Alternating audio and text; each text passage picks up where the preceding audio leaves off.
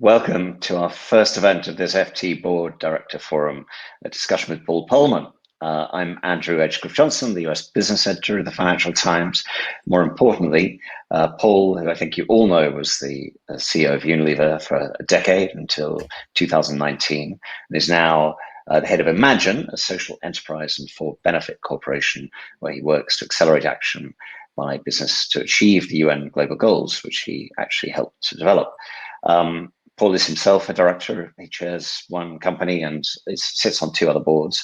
He advises the UK government on the upcoming COP26 climate negotiations. And one of the reasons we're talking today is that he is co-author of a new book called Net Positive: How Courageous Companies Thrive by Giving More Than They Take. This is a fascinating call to action for boards and for others. I won't give the ending away, but he does call himself a prisoner of hope. So there is some optimism in what's often quite a punchy and challenging message, which I want to dig into. And finally, Paul is also one of the experts in our new FT Expert series, which is a series of video masterclasses on ESG, which went live this week and which I'd encourage you all to check out. Paul, thank you very much for joining us. How are you? Thank you, Andrew. Thanks for having me. Appreciate it. Good to see you. So look, let's start with the title of your book. What is it that makes a company a net positive company? Yeah, well, the book is called Net Positive: How Courageous Companies Thrive by Giving More Than They Take. I've always resisted writing a book, but finally, by Adi Ignatius, the editor of the Harvard Business Review, he talked me into it. It's not about Unilever alone or rewriting history there. It's not about myself, but it is really what I believe the next wave is that all companies in the world need to think about to position themselves very well to the future. The book is really a part of a broader movement that we want to create by making net positive the standard to go for. If I very simply explain it, it is that this year, World Overshoot Day, which is the day that we used up more resources than the world can replenish, was July 29th. In other words, every day after that, we're actually stealing from future generations. So many companies say, at best, I need to be in the CSR space, corporate social responsibility. But that is really about being less bad. And that simply isn't good enough anymore.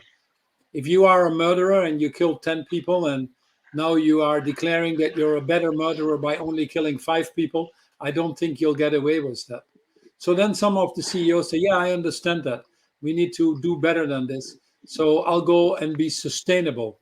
Sustainable is neither good nor neither bad. And the reality is that's applaudable. That's even a tough task to set yourself. But with so many people still needed to be lifted out of poverty, so many of the industries needing to convert, that also isn't good enough anymore. So the argument of the book is that successful companies are the ones that think restorative, regenerative, reparative, actually make this a better place. And that's what we call net positive. How companies derive profits from solving the world's problems, not creating them. It's a very simple question. If the world is better off because you as a company are in it. We don't spend any more time on the why in the book. That's very well understood. We spend most of the time on helping companies through the more difficult question of how we get there and how we transform these companies, as well as the personal leadership transformations needed.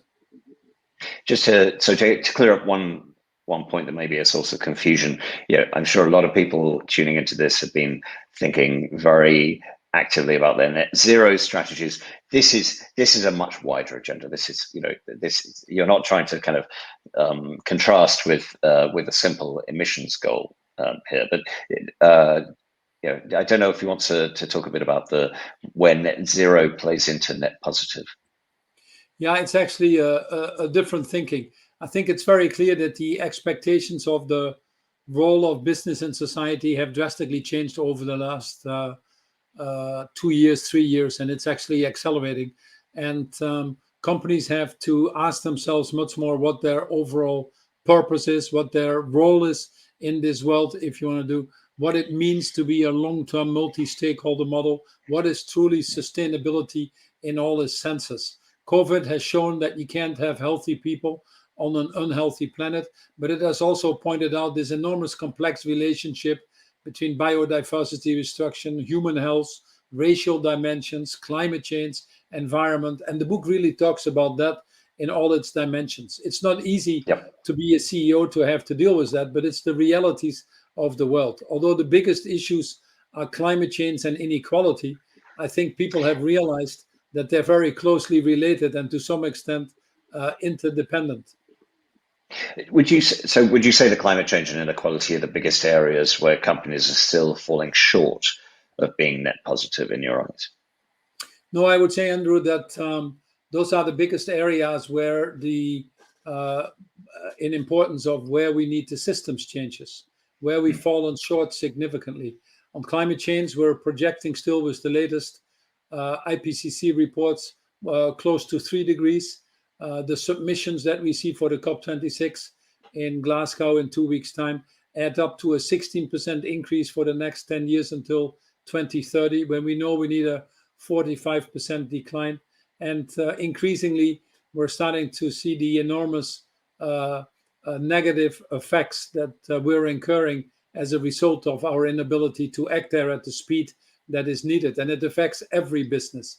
It's partly driven by the emissions of CO2 coming from the energy systems that we need to transform, but it also is increasingly understood to be related to the destructions of biodiversity. And every business is affected, every business depends on it. And if COVID has shown us one thing, Andrew, is the enormous cost of our failures. We've spent $17 trillion just in Europe and the US basically to save lives and livelihoods, and continue to have to spend more. The IMF estimates that the global economy has lost this decade about $27 trillion. People are starting to realize that the cost of our failures of not acting is actually higher than what it would cost us to prevent these issues in the first place. And that makes it such an attractive business proposition. Well, yes, I was going to say that's not just that is a business issue, because ultimately governments are going to try and make that money back through taxation, aren't they? But we might come back to that. But one of the things that struck me about the book is you write about the need for companies to embrace the elephants. Do you want to tell this audience what you mean by that? Well, what is very important now is that if companies want to regain that trust, want to make that conversion to being this net positive, work in these broader partnerships that are needed to transform the environment in which we live. Very much a hallmark of a net positive company that we can talk about a little bit later. It has to be consistent in all of the things it does. And that is sometimes difficult. At Unilever, when I came in, I abolished quarterly reporting guidance, moved our compensation systems to the long term, not just because of wanting to push back against this short-termism in the financial market, but actually to create the right boundaries for people to be able to act in the long-term interest of the company, of its multiple stakeholders. So I took actually some handcuffs away, if you want to. Now, the tougher calls in the book, or the elephants in the room, deal with that lack of consistency. At Unilever, I discovered that I was preaching to some extent this long-termism and this myopic focus on the short term that had crept in the financial market. But then I caught on relatively late. It took me about 12 months to find out that our own pension system, which was $16 billion at that time, was actually also rewarding the fund managers on a very short basis. So here we were saying one thing that we needed to solve, and on the other side, we were actually part of the problem. And that is the difficulty of that consistency that people will be looking for to get that credibility. The issues that we talk about, for example, is tax. You take the Fortune 500 companies on tax, 1/4 of them doesn't pay tax. It's probably hiring more tax lawyers than business builders. GE was a wonderful example of that, and is actually being called to court now in the UK, as I understand that. But the issues of corruption, of human rights, of money in politics, of trade associations that you belong to, advocating quite vigorously different things than what you stand for. Here, a good example, Andrew, to make that come alive, would be the Biden reconciliation bill now, the $3.5 trillion on putting in Yeah. a green infrastructure in the US, which is badly needed. The US is not making the progress at the speed that is required. Everybody recognizes that. But of course, there is a little bit of a tax bill by going back to the old tax rate, which was perfectly fine in those days. But increasingly, you see companies making very bold climate commitments, sometimes going climate negative if you want to, recuperating even more than they emitted, if you call it that. But on the other hand, you see the trade associations that these companies belong to now vigorously fighting the Biden administration on this law because there's a little tax increase associated with that. It's that inconsistency that is increasingly being transparent, picked up by people, and that undermines Right. that trust. You see CEOs, you take the US, for example, you see CEOs during COVID putting tough measures in place to cut costs and to take some security or safety nets away from employees, but then see their own salaries go up, or doing special special share buybacks or dividends. That's inconsistent behavior that I think the world increasingly has less tolerance for. So these are tough choices. And the book in Yeah. this chapter of the elephants in the room tries to create a little bit more awareness of that and move that conscious level up a little bit. I mean, one of the things you make clear in the book is that these are tough choices. These are, you don't sugarcoat the difficulty of some of these decisions. But points about the elephants in the room, and you raise tax, and I think this is quite a big one. It's a very current one, as you say, because of the question of how to pay for the Biden infrastructure and social infrastructure agenda, and climate agenda. But you're right that one reason that business has to step up is that pressure for lower taxes has left governments unable to fund public works. But were you not a little bit part of that pressure yourself? I mean, I remember when we were writing a lot of headlines about whether Unilever was going to choose to have a single legal base in either the UK or Rotterdam. I think you came out at the time and you, with a very favourable statement about the Dutch government abolishing a 15% dividend withholding tax. That was quite unpopular in the Netherlands, as I remember it. But when you look back on your record, are you comfortable that that it is that it does hold up on these very kind of tough decisions like tax? No, absolutely, and it became a political issue in the Netherlands where two parties went after each other and used this as a convenient excuse. As you well know, the Netherlands itself has been on the grey list by the OECD and by Europe as one of the countries where low tax rates are made possible with constructions. It's actually one of the jurisdictions that helps companies avoid the tax with some of the things. What we were talking about with the dividend withholding tax was a double taxation that didn't make sense. That would never allow us to unify in the Netherlands. But we've always been very happy to pay the 25% tax.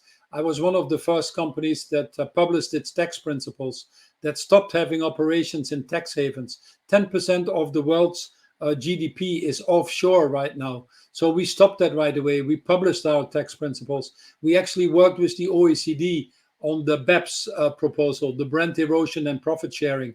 Right. And I've been on the record for some people, probably surprisingly, that I was happy actually to pay the 25% tax rate, which Unilever has always paid during my tenure, because it allowed us to hire the right people, to use the road systems, to have peace and security. What is striking to me is that when COVID broke out, that some of the companies that were shouting hardest for state aid and protection were the companies that had offshore operations or weren't paying any tax in the first place. So we're not talking about the debate that we should be having on what is the right tax and what is the way to exercise these tax payments. We're talking here about the obligation to pay that. So there's no inconsistency in the way we handled this unification issue with Unilever, if I explain it properly. Okay. I should have mentioned earlier we'd be delighted to hear questions from the audience, and I see there is one already in the chat here. So please, if others have questions, do send them across. The one we have, it asks you, Paul, what is at stake exactly if CEOs fail to address these inconsistent behaviours you identify? And you've talked already about trust, but is this, is the fundamental performance of the business at stake as well? Is this going to affect the P&L, or can they carry on with the inconsistent behaviors quite happily for eternity? Well, it obviously depends what type of behavior that is, and some of it will undermine trust and erode you over time, but might not immediately get into the bottom line. Others do. What we actually see is in the broader surveys that we do, we see quite a gap between some of the things that the CEOs are saying and what the CEOs are doing. Many are making commitments now to be net zero by 2050, and I still need to answer that question, by the way, on net zero and net positive to you later. But many of them make commitments on net zero, but don't really have plans behind it to deliver on that. Many of them don't publish any data how their companies perform on the basic social principles on equity, equality, human rights. And so those type of behaviors do undermine trust or transparency, especially when the talk is not matched with the actions. That, I think, over time affects the employer brand, the engagement of the employees, the trust that then will affect the partnerships that you need to solve these broader issues. So what we broadly see is that the more consistently these CEOs act, even on these tougher choices, the more they actually speak out where they should, when issues are not being addressed, like these basic issues of values, of dignity, respect, of equal rights, and some of that we've seen in the US. Broadly, these CEOs have been rewarded. When they speak out, which 85% of the population expects them to do, according to some of the Edelman surveys around that, they actually get rewarded. We saw that with Nike, with the kneeling case. We saw that with Ken Frazier, with Merck, when we had the Charlottesville cases. We saw that on the cases of LGBT. So broadly, I think the CEOs get rewarded for participating in the relevant things and also being consistent in how they implement their promises. One of the things, I mean, I probably get 25 emails a day from a company advertising its new sustainability report, or saying that it's done very well on some ESG ranking. So it seems as though, judging by the kind of fire hose of stuff coming at us at the Financial Times, it often seems as though, this is an amazing moment for corporate social responsibility, for businesses' place in society, for ESG. But there's a point in the book where you say you think only about 22 companies are close to being net positive. Happily, Unilever is on there. So is, your old rival Danone. There are some companies like IKEA, which you think are doing quite good things, and but that's a tiny set of companies. So does that mean it's hopeless for everybody else? It's just too far a gap for them to make up, or do you think this is actually a reasonable agenda for every business? Well, what history has shown, and what it also is the case right now, is that you need a certain critical mass of companies to be part of this tipping point that you want to create. And experience shows that if about 25 to 30% of markets move, and these are often the most responsible companies that take the initiative, not only are they benefiting from that, I always say it's better to make the dust than eat the dust, but they're also able then to attract the right partnerships with civil society and with governments to ensure that the right regulatory frameworks come in place. Until we have the right frameworks in place in total, will we not move. I used to be the chairman of the International Chambers of Commerce, and there are 48 million companies in the world. And frankly, many of the policies that are now out there with governments as well are not making it easier for companies sometimes to live up to their commitments. You can be making commitments to be green on energy in your value chain, but if governments in your country still continue to push coal as a very viable source for energy, then it's very difficult. Are you going to close your factory? Are you going to walk away from that country? So some of these things need broader partnerships, and this is where the CEOs struggle.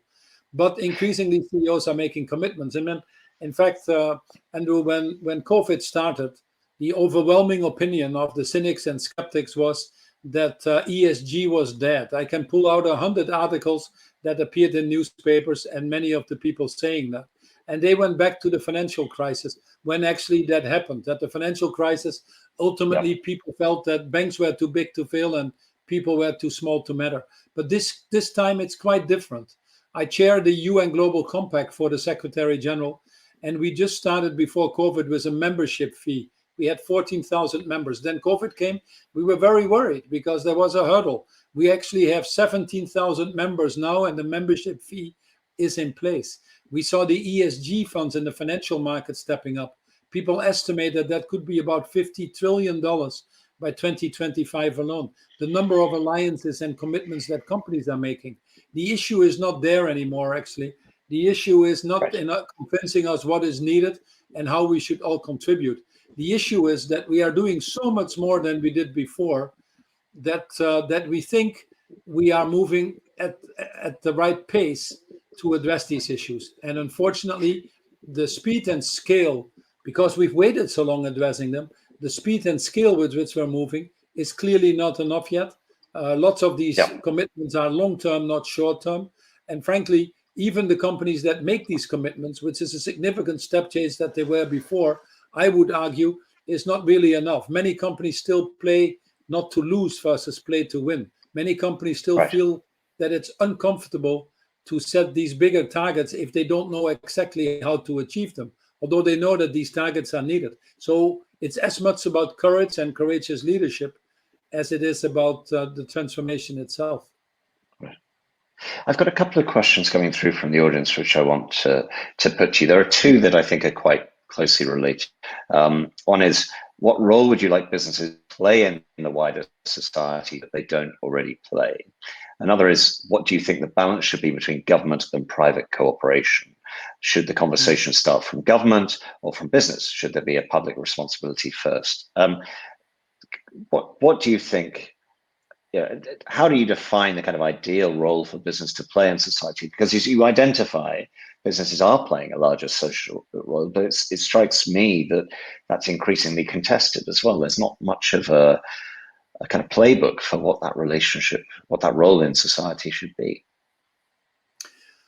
Well, if you look again, unfortunately, most of these statistics are available from the US because that's an aggregate number that is meaningful. So I apologize for that, but I think it can also project to the rest of the world. But you have a lot of companies, 20% of the companies are making science-based target initiatives and plans to stay below 1.5 degrees. But 70-80% of companies now make commitments one way or another to reduce their carbon emissions, and they have climate plans. But less than 20% of the companies have ever actively engaged with government. You know, governance is in a difficult situation right now. Global governance isn't quite working. The multilateral institutions that we have developed, most of them dating back from the time of Bretton Woods, have not been adjusted, whilst the issues have become more global: cybersecurity, pandemics, climate change. And frankly, the world has moved on from 85% in Europe and the US with its economy. It's now much more balanced. And these institutions have not been adjusting themselves. The other factor is very simply is that we haven't addressed the issues at the speed and scale needed. And increasingly, the population at large is getting impatient. You see that polarization happening. We're picking nationalists, populists, xenophobics to run some of these countries. We're polarized in politics because these issues are not addressed, and too many people feel that they're not anymore participating or actually falling behind. So you can, and as a result, government has become a little bit paralyzed, a little bit more short term. So we can blame them and use that as an excuse, but that's not why we are the leaders in business. And it's not in our interest. Business cannot succeed in these societies that fail, nor can they be a bystander in a system that gives them life in the first place. So the book argues that as we have benefited from that enormous wealth creation by having had responsible governments and functioning governance, now that we're going through a fairly difficult time, it's for business to step up and fill that void. What we're not saying is that business should just run it and be responsible. Although in the US itself, there is $3.5 billion being spent by trade associations and lobbying, we are actually arguing that business should be stepping up to the plate and help by forming alliances with civil society and with governments, help de-risk that political process to move forward. For business to be so fundamentally rethink the old definition of government relations. It's not about the classic lobbying for a short-term goal on a particular piece of legislation. It's got to be much more holistic, has it? Absolutely. It's actually the opposite. You really need to go to, I give you a good example to make that come alive. I used to go to Brussels twice a year, but never talked Unilever. I always tried to figure out how we could help Europe to become more efficient and to move Europe forward. We still had 4 or 5 different regulations to make ice cream in Europe, and that was not in Europe's benefit. So, but always working the broader issues. We worked the establishment of the circular economy packets, the farm to fork perks, the biodiversity packets. And Frans Timmermans, the vice president now, who is responsible for implementation of the Green Deal, was saying it very well the other day. He said, you know, it used to be that every company would knock on my door and try to argue that they had a better labeling scheme than someone else. And we called that lobbying. It probably was to some extent, but never bad intentions, in my opinion. But Brussels never moved forward. Now we've put a collective together of food companies at critical mass. Together with Brussels, we're working a labeling scheme. These companies can then help to implement it in the member states. And so you're moving forward collectively. Trust is obviously a key ingredient there once more, but you're moving things forward collectively that are in the interest of the total industry. And that is true for some of these bigger issues like deforestation, plastics in the oceans. These things need to be done collectively. With politics not able to move, business needs to step up to de-risk that process. That's really what we're arguing for. Let me just come to a question from the audience, which goes back to what you were saying early on about inconsistencies, and I think opens up the question of the potential cost, the potential cost to this agenda, which I think we should explore in a bit more detail. The question is, won't there always be inconsistencies for a CEO trying to serve shareholders on the one hand and wider stakeholders on the other hand? And that reminds me of a line you gave to the FT very early on in your tenure when you said, "I do not work for the shareholder." Now, a decade ago, it was pretty unusual to hear a CEO say that when you said that. And I wonder whether, first of all, you paid any price for that comment with your shareholders, but then more broadly, whether you do see inconsistencies in balancing the shareholder and the stakeholder agenda. No, my point simply then and the same point now is that successful companies, net positive companies, try to optimize the return of all the stakeholders and actually can show that by doing so, the shareholder is actually better off. We have looked at this mindless chasing of shareholder primacy on the quarterly results, and it hasn't really given us very positive data. The average lifetime of a publicly traded company has gone down from 67 years when I was born to 17 years now. We have half the number of publicly traded companies in the US. The tenure of a CEO has dropped to below 5 years. I was there 10 years. But if you want to be around longer term, then you really do have to ensure that you have a sustainable business model and that you do take care of all of your stakeholders. What we can now see, and even more so during COVID, that the companies that were run under this longer term multi-stakeholder model with purpose at the core, according to Just Capital, just looking at the Russell 1000, they were actually outperforming their peers by about 30%. At Unilever, in the end, to your question of what the shareholders think, the first question you have to ask yourself, who are the shareholders? In Unilever, that was over 1 million people that owned our shares. 100,000 of them might have owned more shares, but they all had different opinions. If I would have listened to all of them what they wanted, I would certainly have run Unilever into the ground. So there is something to find the right shareholders and nurture them. The second, and that is a thing CEOs need to do, go more proactively after the right shareholders than trying to cater to all the shareholders that you have. The second thing is that the shareholders have become too detached from companies. Most of these funds are index funds. They actually want the wealth to function longer term because they have longer term obligations for retirement, for example, but they're not actively engaged. So then these minority shareholders that make the most noise, some of them we call activists to some extent, then start to rule the thing. And that's not really very helpful to run these companies. And what I did with Unilever was bring that issue to light. Do I regret that? Not at all. The opposite. We actually, over the 10 years, have shown with our multi-stakeholder model that we got a 300% shareholder return. I think most of the shareholders in Unilever were pretty happy. It's just that those few that are not happy seem to get the spaces in the newspaper. So you might have a slightly different impression if you read the things from a distance. We tend to notice the break in the pattern. And I want to have to dive into what this means for boards in just a minute, given our audience. But just one more question on this this sort of idea, which I think is still very present, that there's some sort of trade-off here. We're very focused on the potential costs of change, but you call this the biggest business opportunity in history. That's a pretty bold claim. Why do you think we are at that point where there is such a huge opportunity? In the question and combining the previous question, Andrew, I think we need to separate trade-offs and inconsistencies. I think there should not be inconsistencies, but there will always be trade-offs. But the more you run a longer-term model versus a quarterly model, I've been in many board discussions. I've been on many boards. I talk to many people that are on boards, and a disproportionate amount of time in these boards is spent on the quarter and how to position the quarter and how to talk to the shareholders that might give the impression that they're happy or not happy. That's not the best use of energy, and that's not what boards were designed. So if you run this longer term model, I think it gives you more space to manage the different stakeholders. In Unilever, I had explanations to do also with the financial market that this is a year I need to invest in our factories and in our capabilities because we were underinvested. So don't expect too much profit, but it certainly is the right thing. I had to explain I would go into big countries like China, where often the value creation is only 10, 15 years later. In fact, most value creations happen 5 years out or more. I had to explain that at some points in time, I needed to invest back in our own people, which were underinvested in, with training programs, with share plans, and that worked very well for us.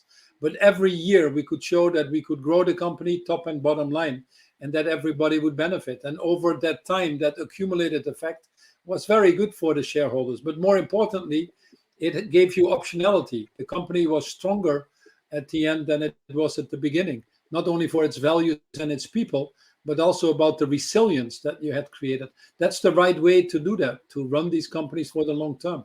It's not that you want the shareholders who basically speculate against you. And when we were doing the quarterly reporting, when we were actually chasing our own short-term targets, we indeed had a lot of short-term shareholders that were speculating against the company. What we found, Andrew, after 10 years was we had the top 10 shareholders had doubled their holdings, and half the top 100 shareholders, we saw half the movement. So a significant shift to longer-term shareholders, a significant shift to more supportive shareholders. So there are trade-offs in anything in life. The CEO has always had to deal with trade-offs. And the reason they get paid better than perhaps others is because they're better able to deal with these trade-offs. They don't have the or mentality all the time, but they can deal with an and mentality. And that balancing act, you need to learn how to do that. Some are better at it than others, but that's a part of the job, I would say, and has always been. So you've seen this task from the perspective of a CEO and of a non-executive board member and a chair. What do you think is the specific role that boards, that the non-executive directors need to play in driving a net positive agenda? So this is a very unsettling time for many, Andrew, because we are seeing the changes coming at us at the speed of the technological revolution and at the scale, frankly, of the industrial revolution. And many things are happening at the same time. You have technology moving at 1,000 miles an hour. You have the issues of cybersecurity that come with it, the geopolitical challenges. And then all of a sudden, we also have these planetary boundaries. But not only that, we have the employees starting to make their voices heard, even threatening for walkouts or actually doing walkouts. We have the problems of talent attraction. And all of this needs to be balanced and still need to give you good results for the shareholders as well. So that's a tall order. And I think the first thing that the boards need to do is be aware of what the skill sets are needed to be a good board in this world. Do you have the digital skills on the board? Do you understand the environmental, social, and governance issues? What we find survey after survey is that climate competence on the boards is relatively limited, that ESG competence is relatively limited. We also see still, despite progress now over the last 12 months, that these boards don't have the fair representation that is required. And again, what we see is that companies that have that knowledge, that have that fair representation, that have that understand how ESG relates to value creation, these companies tend to perform better. It's directly linked, not black and white, but it's directly linked to performance. So the first step on the board is to be sure that you have the right board to manage today's challenges. And that requires changes in many boards, and not at the speed that it's currently happening. The second one is, once you have that in, is to be sure that the board educates itself on these challenges, because the board role is definitely changing, also towards the CEOs. Of course, there is CEO succession.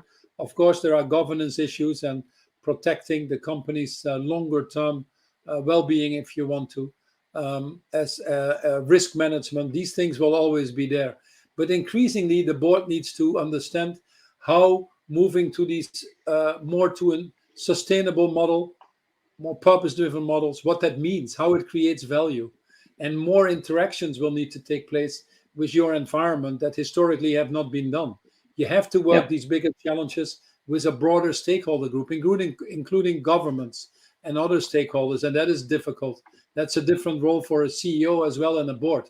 The communication with the financial market, which in some areas I would argue is running ahead of the broader business community, needs to be refined. So these are the skill sets that the board needs. Get the right board in place, familiarize yourself and educate yourself continuously on the issues, and then start to redefine where the value creation is for the boards. And you will always have an audit committee, I understand that, but some of the other historical things might have to be re-questioned to make these boards more useful for the companies that they represent, for the shareholders they represent, and that requires some drastic adjustments in some cases, if I may be honest.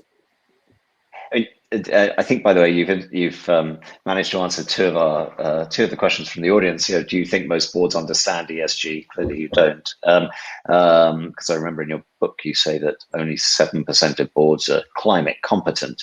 And the other question was, what's the one thing boards should do to effectively address ESG? And it sounds as though that is a combination of kind of educating themselves and potentially overhauling the talent around the boardroom table, actually changing the people you have on boards. I have some questions about the kind of the talent parts of that, because periodically I'll get a survey saying only X% of boards are climate competent or are cyber competent or have any health.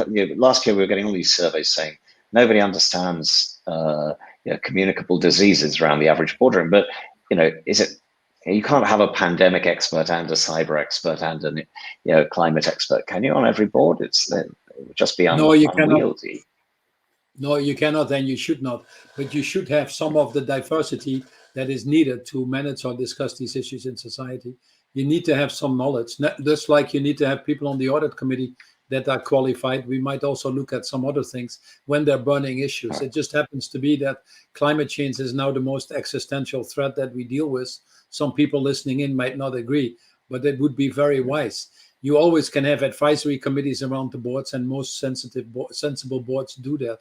But at the same time, you want that representation and that competence. If you have this uniformity in boards, I don't think you get the answers you're looking for. This diversity brings, in fact, that creativity. And actually, if you look at output from boards, if you don't answer your question from the inputs which we are discussing now, Andrew, but you look at the output from the boards, the survey after survey shows that many CEOs feel they don't get the support from the boards, that they cannot drive the changes that they believe the companies need to make, that 75% of the short-term pressure that they feel is actually pressure that comes from their boards. So there are some suggestions that behavior here doesn't line up fully with what the needs are right now for these companies to stay competitive. And, you know, I don't have simple explanations for this, having been on boards, but, you know, we've all had brilliant careers. That's why we get asked to be on boards. We had these careers that then came with a certain reputation that was built. And many of the board members grew up in a different era where the issues were different. So they've not been first in this and feel rightfully so uncomfortable. And they are a certain age that the best thing they can protect is their reputation. So whilst you need a certain risk aversion and pushback at times to not go out of control, if I call it that way, too much managing of your own reputation versus putting the interest of the company ahead of that is not very good either. So we have some of these trends built in structures in many places that are frankly not conducive. And if we don't talk about them in an honest and open way, Andrew, and without being defensive, we don't find the real solutions that we need to have. There's another question from the audience here that goes to the to the climate agenda. Do you consider the Say on Climate shareholders vote as a solution? No, it's not the solution. The solution is a price on carbon, a disclosure that you need to have, and a firm plan and commitment to decarbonize with a game plan showing how you get there. When Chris Cooper-Hoon started the disclosure and the Say on Climate, which I certainly supported him with, and I'm glad to see that Unilever was one of the first that adopted it and was widely welcomed, by the way. It was more to galvanize change. The way I sold that also to Unilever was that you can actually start to put responsibility on the shareholders, that were not actually at that time for sure at the level of showing interest that needed to be, and they need to be as responsible. So putting that awareness into the financial community was one of the reasons for moving forward with that proposal that subsequently, frankly, has been adopted by a significant number of companies. But it's an interim solution to a more important endpoint, as I explained, that we need to get to. All right. I had another question about the board, the role the board can play in catalyzing this net positive agenda. I mean, clearly one of the most important things that board members do is they set the incentives for the executive team. I've been very intrigued by the question of, how should you pay a stakeholder capitalist CEO? How should you pay a net positive CEO? What are the incentives that are needed to change executive behavior?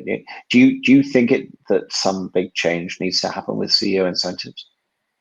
Well, here again, I would go by the data, not my judgment. But if you look at the US, the average length of a long-term compensation in the US is 1.8 years. The average link of performance to compensation is actually missing in many companies. In fact, the CEOs and the board perhaps have become very skilled to actually increase compensation when performance isn't there. It seems to be more driven in many cases by benchmarks and wanting to be in this game of the 75th tercile than anything else. And CEOs feel that if they don't get that type of a compensation, they actually feel that, the market might interpret it as them not being a good CEO. I don't know where that pressure comes from, but it is kind of disturbing. In 1989, which is not that long ago, 1990, the average CEO in the US, the average salary of a CEO in the US was 61 times more than the average salary of the company. We're now living in 2019, and the average salary of the CEO has gone to 320 times. In the last 15 years, 85% of the value creation in companies has gone to shareholders and CEOs. In fact, some companies have significantly more entertained the sports of share buybacks and special dividends than investing in their own companies. If I may be provocative again, I think that was one of the issues that put Boeing into trouble, that put GE into trouble. The only objectives became, I need to have so many dollars per share in your quarterly shareholder meetings, and how do I chase these numbers? And that game we've become very good at playing, but it is totally not related to compensation. So there is the data would suggest that we need to move to truly long-term compensation. In Unilever, I moved to a 5-year plan with a 3-year holding on top of that, where the long-term bonus had to be, with short-term bonus had to be invested in order to qualify for a long-term bonus. So compensation plans are an issue, without any doubt, and board's responsibility of how capital is allocated is an issue that also needs to be discussed. So I think it does take a review. In the US now, unfortunately, we've seen CEO salaries rise again in this pandemic period, which to me is a little bit hard to explain when so many people out there are suffering. Did you get any pushback when you changed the terms of the Unilever executive compensation? I've been criticized there again once more, and I take that with stride, that I've always said I got paid too much. My father worked in a factory. I was fortunate enough to have free education in the Netherlands. When I entered Unilever, I never aspired to be a CEO, but when the job came to me, I took it for the challenge. I started with the salary that they offered, but I also made clear, despite several attempts by the board, that I didn't want my salary to be increased. 10 years, I kept the same salary, and I was more than happy with that. The share did very well, and we got broadly rewarded on that basis. And I think that is how it should be. I had expected more CEOs to jump on that and show restraint themselves. Some of them have done that, but broadly, you can argue the numbers would say that hasn't been the case, which is regretful. Yeah. And, I do think that needs to change. And I do think that CEOs, when you become a CEO, you've been successful in your career. You've been at senior management levels in the company. It is probably fair to say that if you run a company like Unilever or any other, that you are already financially independent before you become a CEO. So this argument that we need to be incentivized and everything needs to be linked to money and these numbers need to be so high, I have a difficulty understanding that. But perhaps I come from a different part of the world than many others. It's obviously a more prevailing thought in the US, where they seem to have more difficulties understanding my arguments. But, increasingly in Europe, we see legislation moving in, or norms and values. You see the same in Japan and some other countries. So perhaps the US in this case is more of an outlier than any other region.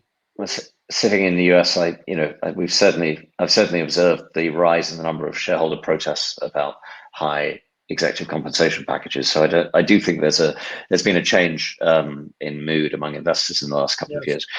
We've got a provocative question from the audience, which I know you like provocative questions, so let me give you this one. What 3 things would you imagine immediately changing at a declining multinational such as GE? Because I think that's a great question, because often, the sort of the net positive agenda, the purpose agenda, the ESG agenda seems like something that's a nice to do at a company that's already, going along perfectly happily. It's got no major crises or whatever. But if you're in a long-term decline, then suddenly actually making your quarterly numbers is a bit life and death. So, what would you take from your agenda and actually implement at a declining multinational like GE? Well, Unilever had 10 years of no growth. Their turnover had come down from 52 billion to 38 billion. The company was in decline. There were rumors of a split up when I came. So I found myself very much in that situation, although some elements had been put in place to address that. We were far from that yet. So I think most companies will find themselves one or another time in that situation. Some companies, when they don't adjust to the realities of the market, will probably go out, and some of that process is healthy. I don't want to talk specifically about GE, but the CEO salary discussion that we had, you might want to look at GE and think if that is reasonable for what the company is doing, or if you need to pay a CEO that much. So I think the first thing you need to address is really, why are you there, and what societal issues do you want to address, and make some of the choices that need to be made. When GE was trumpeting the eco-imagination as the second coming or the reinvention of sliced bread, then going more into coal or other turbine and making some acquisitions, or foregoing the right acquisitions for the share buybacks, a lot of damage was done to the company. Let's not mince words around it.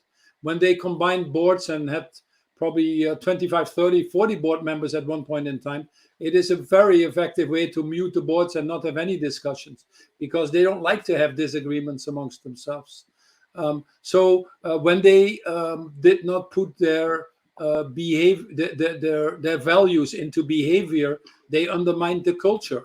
And I don't try to be critical, because a lot of people probably have a different twist on the story or try to explain it differently. But listening to some of the people that have been closely involved, or some of the board members, these are things you know, it's irresponsible. That's not why you pay a CEO. That's not why you pay the boards. So, you know, most of the companies that go wrong, from the GEs to the Wells Fargos to the Boeings to the Parmalats to the Enrons, etc., was not because they had wonderful value statements. They all did. It was not because we had stupid people. They certainly had smart people. It was that they did not match their values and their behavior. So it undermined ultimately their culture. So that is the one thing you would do. And then you go to the roots of the company back again. These companies have roots that probably, and founders that probably had a good reason for being. They weren't there just for the shareholders. They truly were addressing societal issues. Just like I went back to Lord Lever's roots. In Victorian Britain, for him, it was making hygiene commonplace. We translated that in making sustainable living commonplace.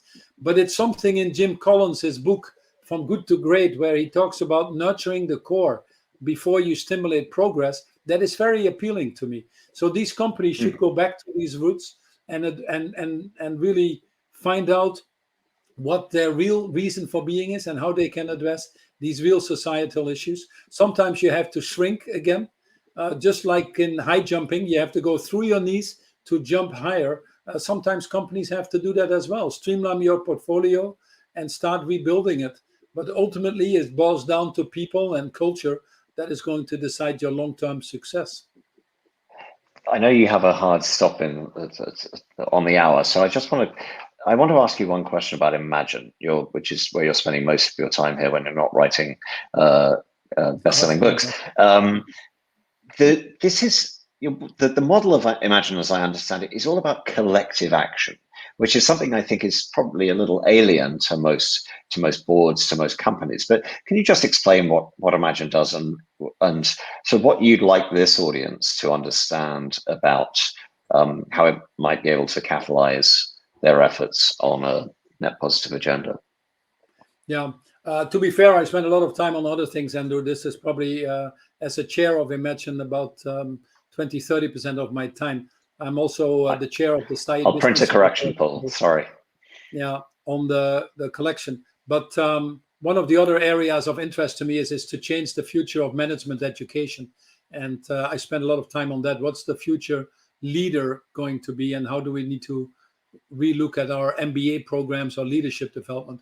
But that's for another time. But looking at Imagine, when I was CEO, in the last 5 years of my 10-year tenure, I saw more and more that I needed to use the size and scale of Unilever to drive these broader transformational changes. How do you drive the right human rights standards, what we call the Ruggie framework, into the whole industry, into all of the consumer goods companies, all of the retailers? How do you stop deforestation? How do you form these coalitions to cut plastics out of the oceans?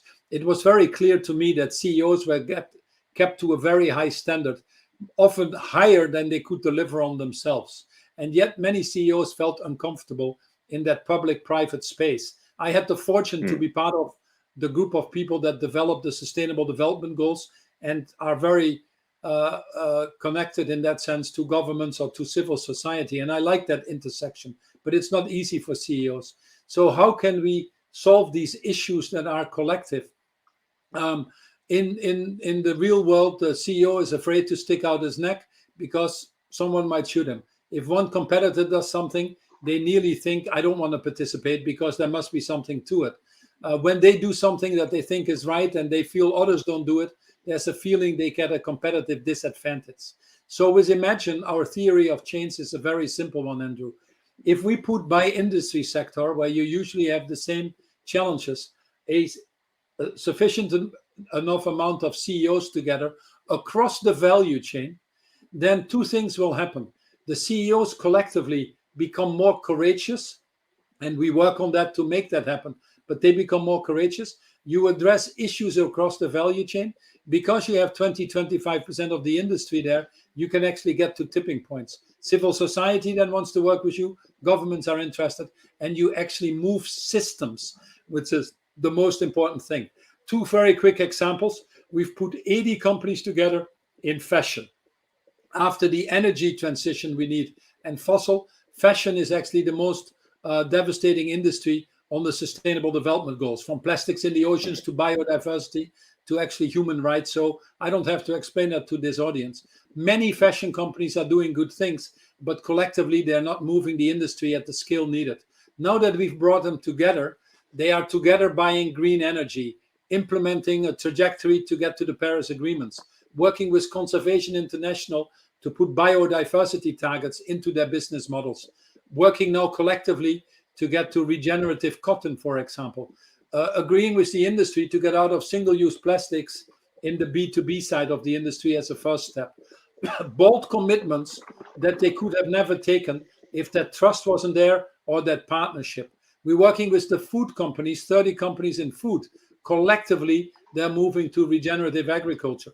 All of a sudden now, since they are all making commitments to decarbonize their value chain, a fertilizer producer who can make green fertilizer using hydrogen would have had the farmer to pay 10 times more. The farmers in the world are already bankrupt, living off subsidies. But in the end product, it's only 1 cent more.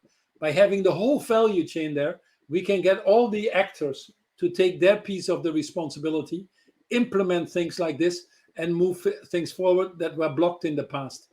Innovating companies are there, millions of them. They don't have one chance to knock on the door and get in these bigger companies. Now we have 30 of them together. We run the innovators past them, and together they scale it. For example, in fashion, they want to go out of leather, not a good thing for many people, into alternatives. There is technology coming in now with mushrooms and other things that take that role. No company has the critical mass to do that. Collectively, they can. So we're seeing increasingly that we move the pre-competitive space. And the platform that I've created is that neutral platform where that happens. Obviously, within all the laws, rules, and regulations that we have. But I always say now to the CEOs, when it gets to the future of humanity, then it is an area we should not compete on. And regretfully, we're at a point that more and more of that area is being exposed. Now, the interesting thing is that all the things we work on, bit by bit, getting to the more ambitious objectives over time as trust is built, we never have to compromise on the top line or the bottom line. All these things now are reinforcing the business models, which makes it so interesting. You can do 80-90% now, Andrew, not everything, but you can do 80-90% now and actually also be sure that the shareholders are rewarded over time for that. I think it also makes a fantastic time for us to have been having this conversation. There's an urgency to this. There is a kind of a path that you're showing that may offer a more optimistic future. But we've covered a huge amount of ground from murderers to mushrooms, and I think you've balanced quite a bit of provocation for this audience. You clearly don't feel boards are doing enough at this point, but also a pathway, and your net positive agenda is clearly a kind of practical attempt to lay out what companies could be doing more than they're doing so far. So thank you very much, Paul, for joining us, and thank you to our audience as well for some excellent questions. A reminder, if you do want to go deeper into these issues, Paul is one of the experts in our new FT Expert series, which this series of video masterclasses on ESG that went live this week. And most importantly, Paul's book, Net Positive, is flying off the shelves of all good bookstores, real and virtual, at the moment. So I found it a very provocative read and a very informative read and a very fresh read. So thank you for that, Paul. Really enjoyed this conversation. Thanks again for joining us. Likewise, Andrew. Hopefully see you soon again, but above all to everybody, be safe. And if there's anybody we can help with this net positive movement, it's again a foundation I created. For me, it's the start of a movement that ultimately people say, I want to work for a net positive company. I want my company to be net positive. I want to go to a net positive university. If we get there, then I think we've done favors to our children and their children. So thank you for the opportunity. Thank you.